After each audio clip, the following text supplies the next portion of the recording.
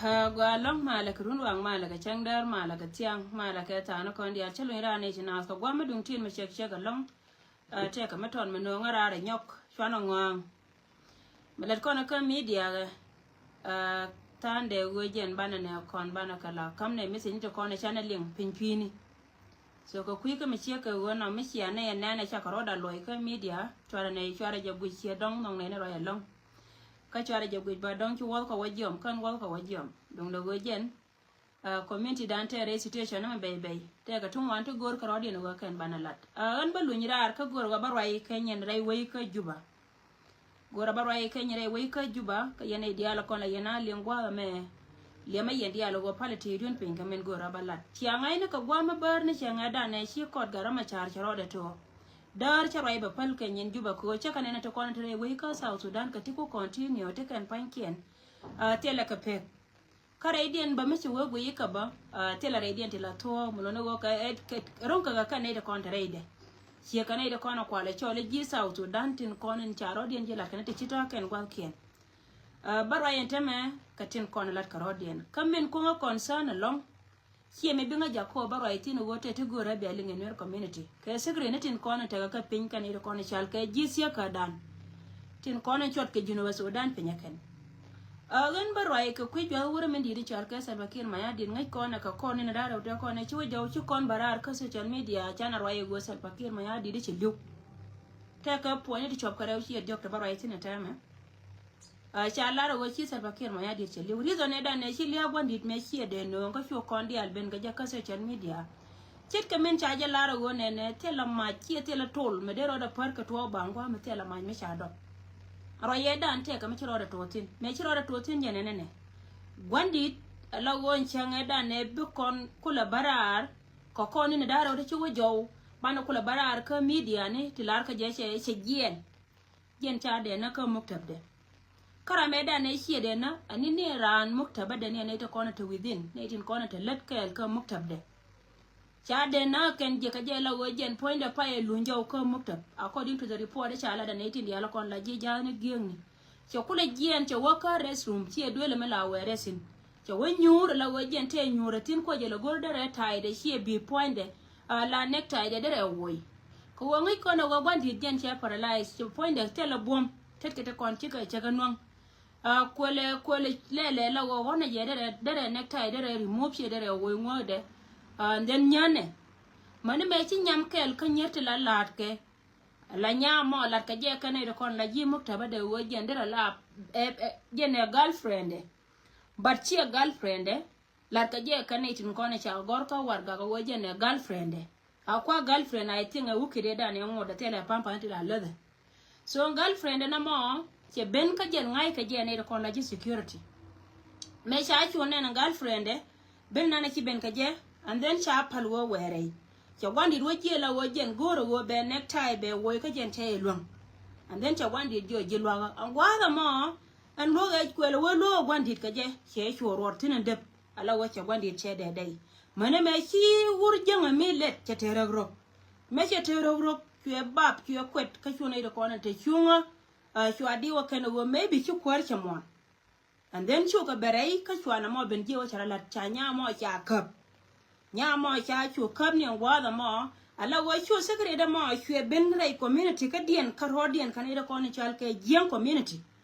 me chero da la de na mo ni within ka muktab de chue ba jo ye wo nyal te ka group de me chi barar mu gor je wo jen po ne de da gwandi de ku tim an group mo ni ne te ko ni chal ke jidware nini jigi ria ka de bane lare muktab da karo aden let muruno go jen meche chuto cha nyama jo wore chi nyama wo pel chi te ka watet che me nyon ma chi ma nya nuori dung me chere mi ngan chi ra den me la nya nuori ka de ria tini bum ne chore che de move ka kui ka me che ka wono chi me che ro wala ta nyame ko chi ka wakan jang karo den so jen point de chi ne tai wo kan kana gwandi kana ja ka ba wakarin so rai mo che ro da lat ka jen gwa ba ra ma jen be ka jo we dara min kwala goro go bay gyo aje na be ka jo wada raro wo je na chala ar che de lu cho wa ka de nya pui lakin anta me nyal ja ka sigin ka muktaba mo ka ne te kon te chap ka chaba mo group ala wa group mo anta me kiram kel cho wa ka sigin tin ara mo ko je lo goro go ba lar yedi e po nya nya me da ne nong jo we da ne lar ka je en go jen point en gwandi de gore lia ala po nya re wode jenen mo kula main point ko gore je ba ko lu rar ka je ka baro itin gwandi de tema to right oda na chi jwe de meta po nya ni won ka chie non chane ngai go jen point de che non jwe de meta point de choro de re bala wo liwe aliana na liu ka je sa ngai ka ne to kon te la ji point de ala ne to kon la ji muktaba de ti la siasin kel ka jama na kwatun gor ka je wan gwandi de gor je ba wat kari ci ko nyan ka yen mane pampas ci yan ko na na ci ra mana na kula muktab de la doctor de ci kula arje ci jo gwandi de ci do mon kel karwade mon kel mo karwade a ceng la moy ka ji ba to do moy ka gad mi pet me chare rara man ci bi la wortin mo no woje na teme ci ba ngot ka ba ji moy ka pet gada bi wor ci ka ji na gore je ba ji na ngel wal bu del wal na mo le ro da ke last week ya nuore dial men goro ba ko la right ka je ka biya te ka lentin kero lat ke last week ro mi shi ka wono gwandi la hore ka cengdar mi shi wor ka cengdar betin ko ne lada bakalat ko le let cha chara ka le ra me cha da ka da mi na mo shi mata so je no gwandi la hore ka cengdar mi shi wor ka cengdar betin lada bakalat gwandi jo na ga gogona gore je pu je wode wadel wal dung do gogan che bo wadel wal ba ngwa me tera ba banwi ko ngoten ko nen cha gor ko ngot kien kan je spele lar ka je wode wur mi chal ka wani ajena nana de do me te ka mi tuwa ko gwandi de jende o gwa mo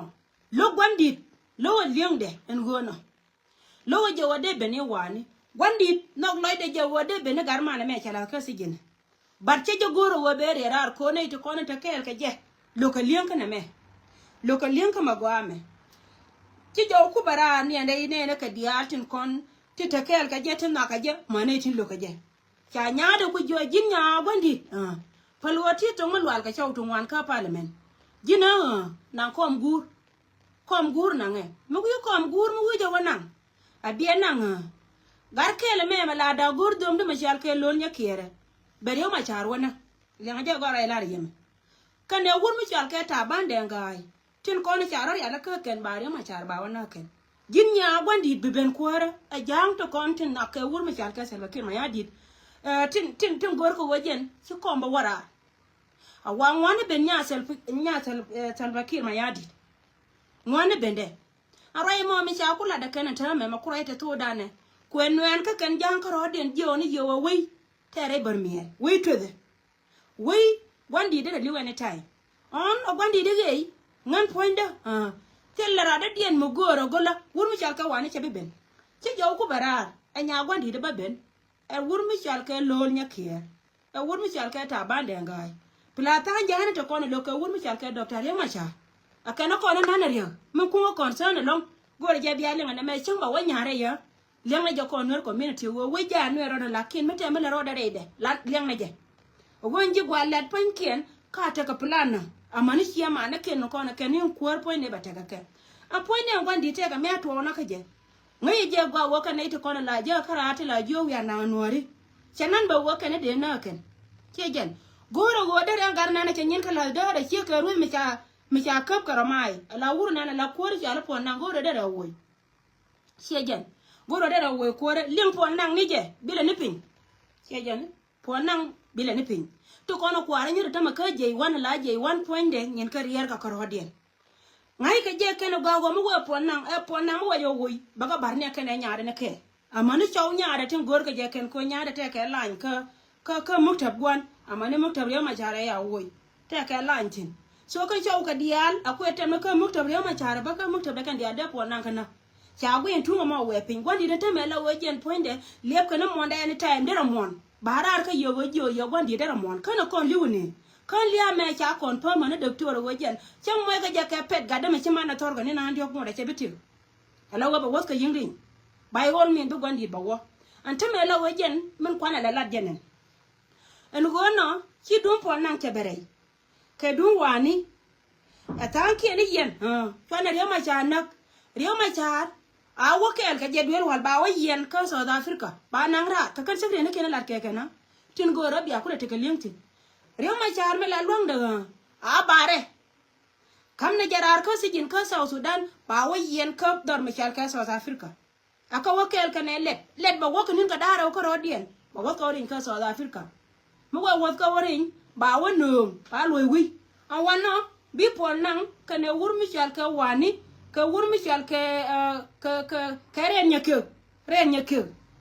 duka chulo to wana mala wajen bi reaction lo ben barar ka won ta men ponde kuma Salva Kiir ma yade chero da min ke lenin ni si da Michel ka ti da Michel mi na cha doy ne ke bude Kenya ni del gora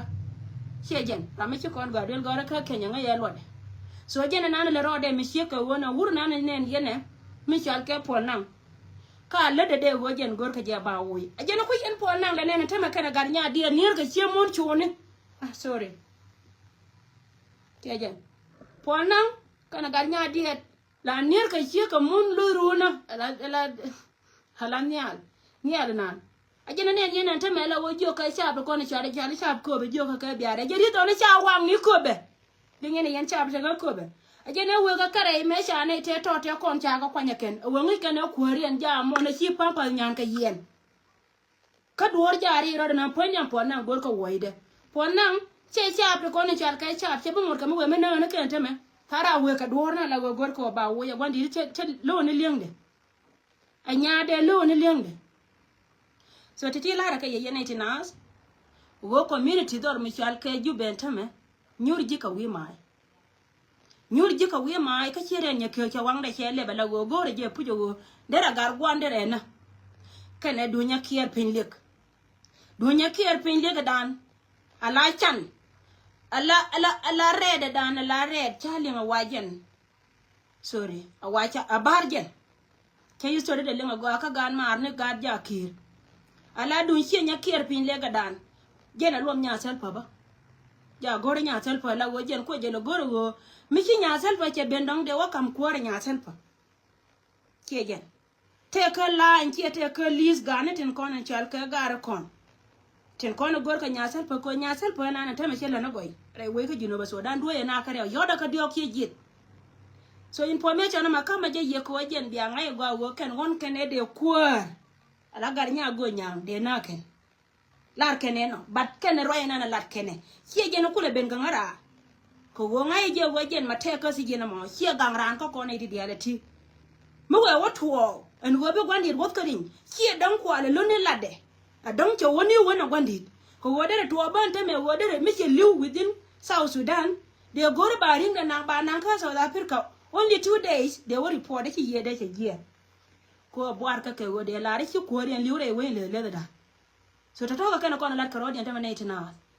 ajena be kan arar ka wo dar ka yene ko ka Africa ko biya te ka lema go wo re we ko South Sudan me pal Kenya ka cha ka lat wo kon cha ne ngai go wo te mo ko kon santin bande me te mo ko kon san re de wo ka chaw nya sel pa diar cha ro gon ki ka chaw nye de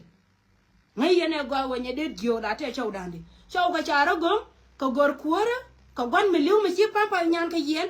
ka wei mi gor ke ba na pol na nyen ka na dere ka gar ke ren nya ke mi la ling lo ni ling de jan ba gar gwan na be dor che bay ka bay mi din ka yana nen molane ni wani point den ta me la wajen ta kunya na tok de molane gor na wode mo yow che ri la la ke che tal pa ja gui wang den lar mo de la dimbe be ni wani antel pa mo we kan chi wani che be ka je chinin ka ku ya ki do go mi tot wa mi tot along kido no ga mi tot information na jana kama yene ite na ajana kama yogwana to kon sino gore we ka South Sudan ka kana kon lat ka rodientin nyama na ne cha yen ajan group dan ta nyama te tin ni within area gwandi de la muktab de aran pa inan kana ida kon chal ke lad gwandi ajana chi wo chi gwandi de wotim te ko group da dien ba metem pe nyama melar je go okay ko ngal pel ko wajen point de bi ngwana rodien ngalu titi ka kana kon te ar tin to ko dol jane mane nor we wona kien ka kana kon lat ka ken so rai me jana be ka ngara wo kon awangdan me te jena mada awangdan me te jena kon kwar la kwar jina ba Sudan arnya gonya kwar jina ba Sudan ja te da dien badar yede me cha lara ken e gene ya anake chen che be pentin ja wan kana ken ajena ne yare we ka South Sudan te ri cha nyin ka dial cha ka lim re we ka South Sudan te ri nyin ka dial cha ka lim so rai me jana be ngara ka wadar ka yene tina ka jena gora balariye wona me mititin information mi pula me malari yeme ni wejen ta wofka ka derin ko wo cha de dei anyamela girlfriend mane a girlfriend me ngode ma woje me ried me kanani yen pampa I think ina chu continue ko je ko ngai ke je girlfriend tira melen je le loko muktab de woje le wore la were anytime me ke ben ba gorba wode gwandi mo massage so tije kana kona chara lat ko kuma salba ke mayadi miti gwati tin la division 20 biba nyin kon ji biba hore biba te tine berwe tijen so ka kana kon lat karodi tara ka pinka ka be ngara ko mala ko take ka ye information na me mi wi wannan je ga bakan ci le ngago ngai ne ga wotin bi mai len ka South Sudan ka jen mo go ne ne me ko pai bara wandi da ne time biliu anytime ki do na mon kel kara